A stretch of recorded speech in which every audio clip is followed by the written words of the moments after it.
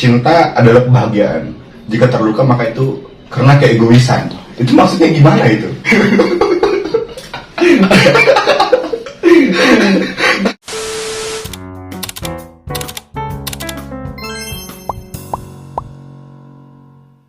Assalamualaikum warahmatullahi wabarakatuh. Salam, Om Swastiastu, Tabah Selamat, Lindung Hartai, Selamat Bujut Karya Melempang.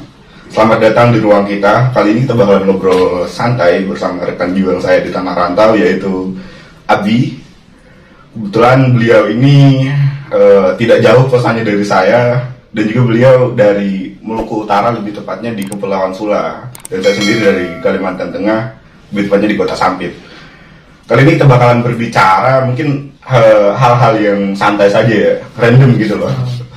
Bung Abi ini yang saya tahu ya, ada beberapa tulisan beliau yang ya menurut saya romantis.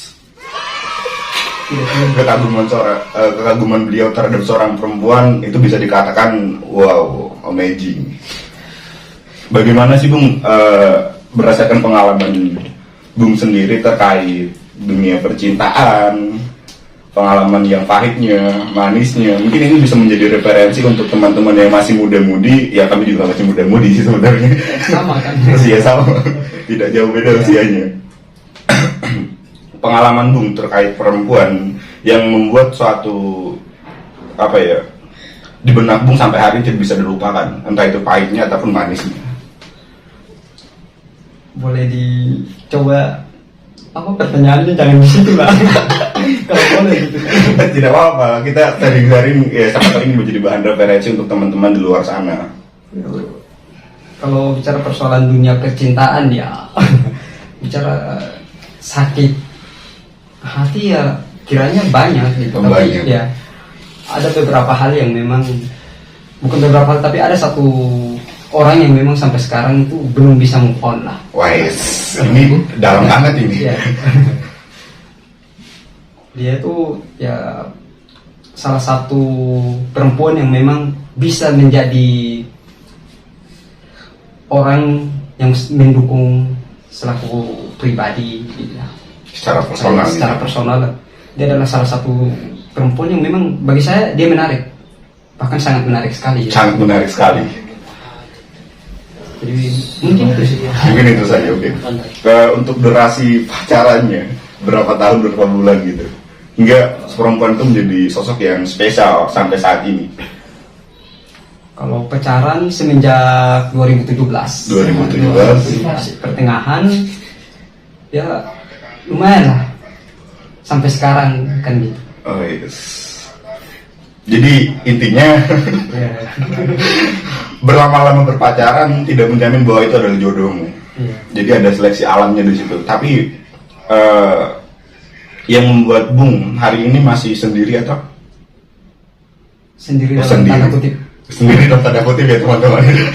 Garis bawah sendiri dalam tanda kutip. Jadi antara ada dan tidak ada gitu. Yang pastinya ada gitu. Yang pastinya ada.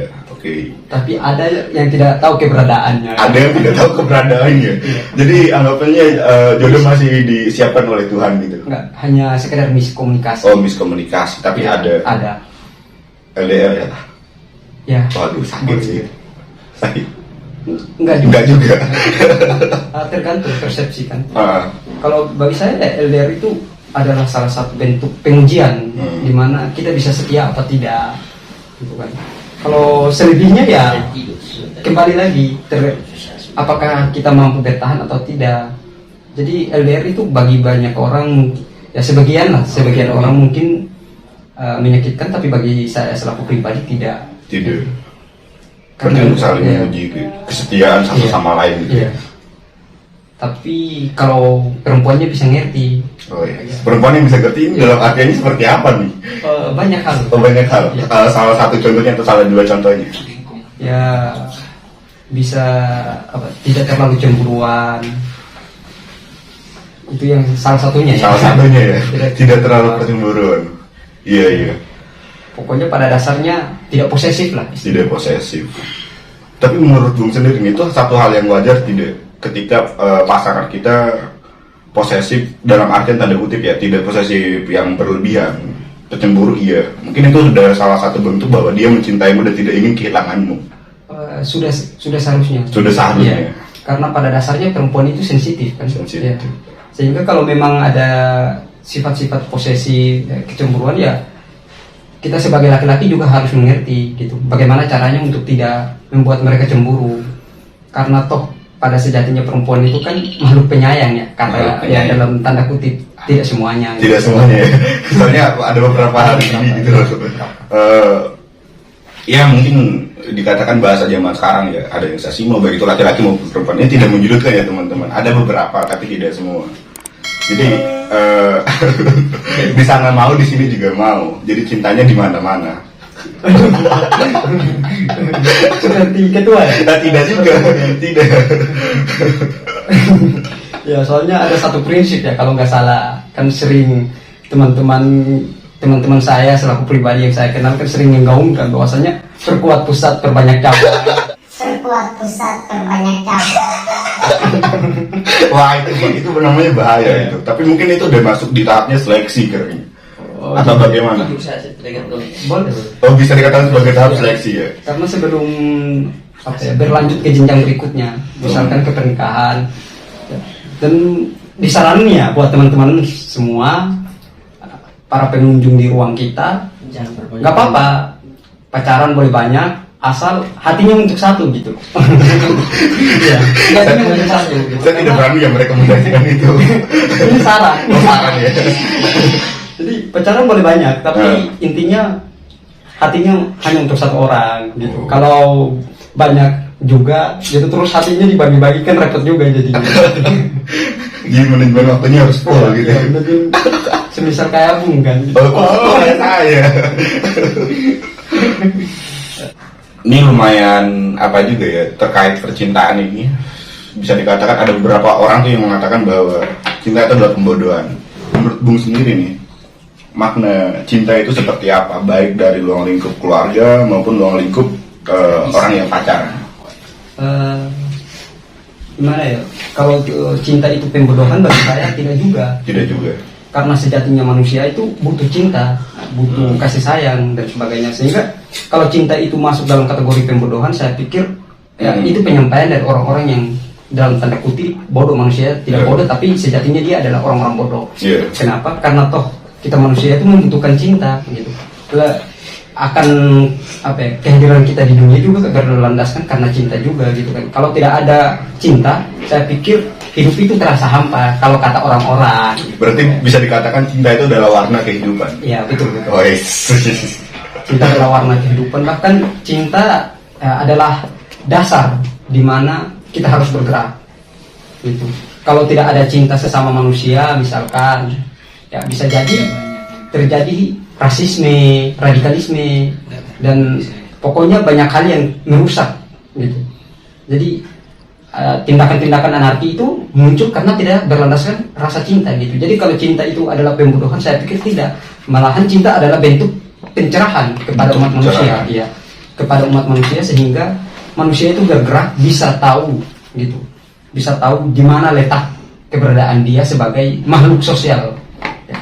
Kata orang-orang sih gitu. Kata orang-orang seperti kata saya. Oh, iya. Sebenarnya pacaran itu adalah tahap apa gitu loh. Entah itu untuk menjadi tahap pendewasaan ketika menuju sebuah pernikahan, atau prosesnya bagaimana. Tujuan dari pacaran itu apa sebenarnya? Ya kalau saya sendiri ya, selaku pribadi melihat pacaran itu sebagai bentuk pengenalan. Bentuk pengenalan. Ya, untuk keberlanjutan jenjang pernikahan misalkan gitu kan. Jadi hanya sekedar perkenalan aja loh gitu. Jadi kalau konteks pacarannya yang kekinian kan banyak hal yang memang didasari pada hal-hal negatif dan lain sebagainya, itu kan kalau boleh dihindari gitu. Karena toh pada akhirnya kita tidak akan bersama kan repot juga gitu. Waduh. Ya. Semisal Bung Kok jadi saya gitu. pengalaman pribadi. Saya masih aman. Saya kira Bung juga sudah terlibat gitu.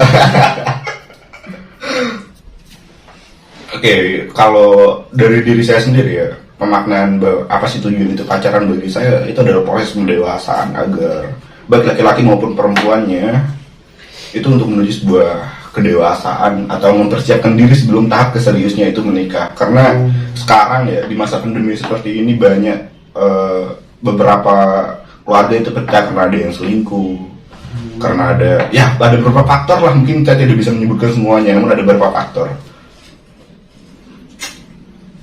Rokok dulu. Oh, lanjut.